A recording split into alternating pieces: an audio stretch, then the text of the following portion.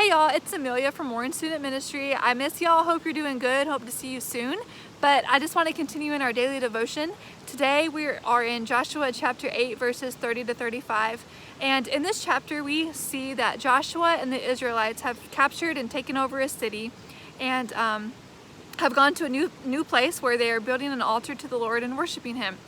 And in this place, Joshua, in front of all the Israelites, reads out the book of the law to them to remind them of the faithfulness of God's covenant. You know, the covenant that God has set with Abraham that He's been faithful to keep throughout the generations. And the Israelites would have known. They know this law because, as you know, in Exodus, God gave the law through Moses to the Israelites, and the Israelites had a lot of trouble keeping it and disobeying. But the purpose of the law was because God wanted to keep them holy, because God desires our holiness.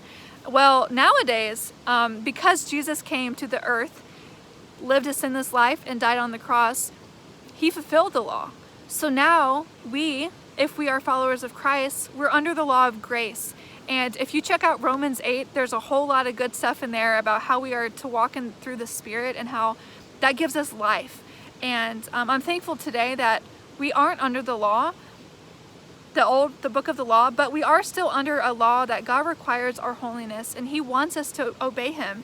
And thankfully, when we do fall short, as Romans says, we have all fallen short of the glory of God, He is faithful to forgive us of our sin. So I hope to encourage you today that if you have been faithless to the Lord, He is faithful to you, and He forgives you of your sin. But I challenge you to continue walking in holiness to Him and know that there is a much greater reward than we could ever know on the other side of this world in eternity.